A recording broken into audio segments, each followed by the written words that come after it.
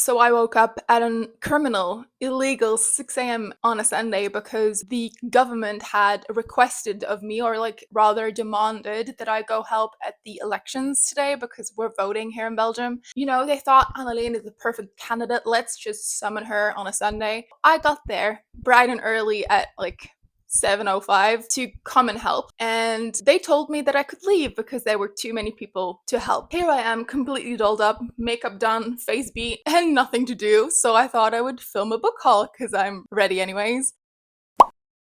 I have a very small, modest book haul here. A lot of the times when I'm watching BookTube and watching people like do book hauls and stuff, I'm always impressed and overwhelmed by the amount of books that people tend to buy. Like, I know that a lot of the time they kind of accumulate it over a period of time, and it's like, oh, this 20 plus books book haul, when it is probably spanned across a couple of months. But even then, I don't think I even get to like 10 books a year. So I have a very small book haul of 3 books with me. So I know this video is probably also going to be quite short, but I needed a video for this week and I thought this would be ideal. The first book I picked up is Powerless by Lauren Roberts. You probably heard about this book already because this is probably one of the most viral books at the moment. I mainly picked this one up because I want to do a video on this, kind of like what I did for Fourth Wing. I want to see what the fuzz is about. This is kind of marketed as like the new YA fantasy series that everyone should be reading. I think it also got compared to like The Hunger Games in the sense that there's also a trial in this, or like a lethal battle between teenagers. I already started reading this. I think, let me see, 100 pages through the book. If I were to compare this experience to Fourth Wing, I'm cringing less, which is not difficult because that book was just atrocious, but I'm like enjoying myself a bit more. Are the characters still super stereotypical? Yes. Do we still have a very bland main character? Yes. Are we still fawning over a very mediocre white boy? Absolutely. But, you know, at least I do not cringe with every single sentence, although I have heard the "my mind is reeling" sentence about 5 times already. In this book, we follow Peyton. Already forgot her name. In this fantasy world, there was this sort of plague that gave a number of people supernatural powers, and the government quickly, or at least like the leaders, I don't know, the king, they basically said that if you're ordinary, if you do not have any powers, you're not meant to live, like you're sentenced to death. So the majority of the people in this world have superpowers, and if you do not have a special ability, you get executed. And we follow our main character called Peyton Gray, which, you know, has grey hair because, you know, her last name is Gray.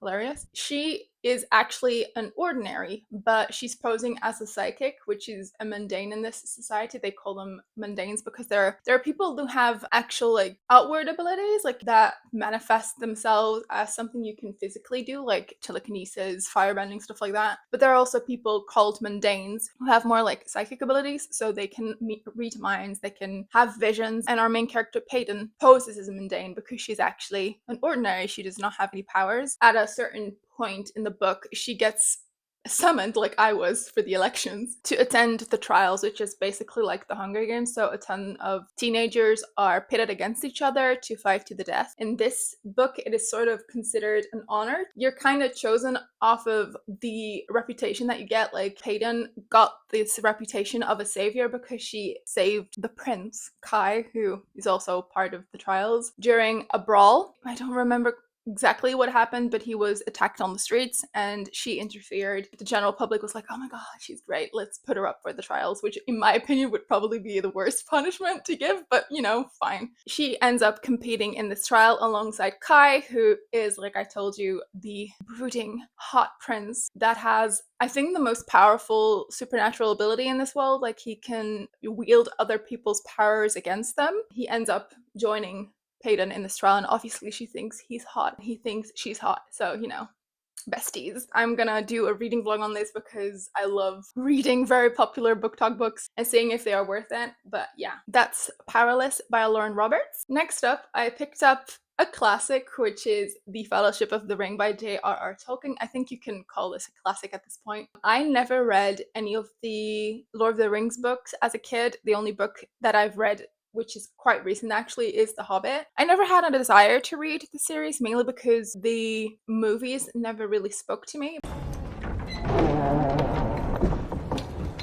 now that I'm a lot older, I'm in my 30s, I think I can appreciate this book. I know that I tried to read this series at one point in my life, but I was a bit overwhelmed by the amount of descriptions that are in this book. Like, Tolkien is a very embellished writer. He writes a lot of landscapes. He likes to describe things to the minutest detail, and I appreciate that, absolutely. But I think as a teenager I was like, please just move on. I want to see, the hobbits, I want to see the fighting, I don't want to be reading about grass growing. So I think I might appreciate this book or this series more. One of the reasons also why I wanted to get into this series is because I saw Emmy from Emmy Reads do a reading vlog on this, because she had read this book previously, but she was doing a reread, and she kind of enticed me. She was going on about like the relationship between Sam and Frodo, and just, all of the fun stuff that happens in this book, and I was like, I kind of want to read this for myself. We'll see how I like this. I might also do a reading vlog on this, only because I've never read this book, and I think it would be fun to have a perspective of someone who's never read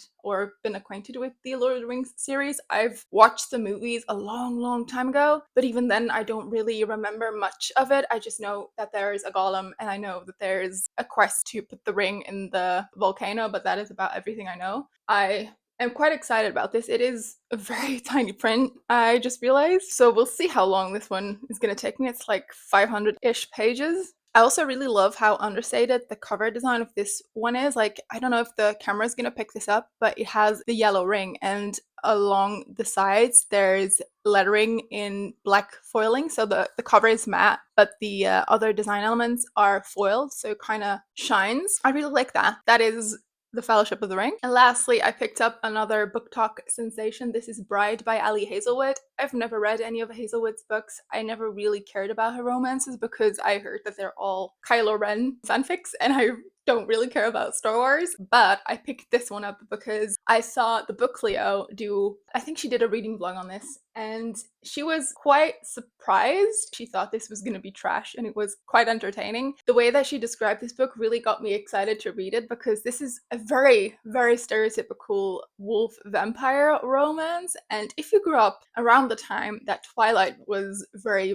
popular, you will know that we have had our fair share of vampire, werewolf, angel books. Like, I'm an expert on vampires and werewolves. I'm also currently watching the originals. I just finished The Vampire Diaries. Like, I'm completely in the realm of this book. The book Leo said in her review that this story is very much written in a very self-aware way. So it is very much aware of the fact that we're dealing with a vampire and a werewolf. It is very satirical, it is over the top, it is dramatic, and it just makes fun of the entire situation and the entire genre.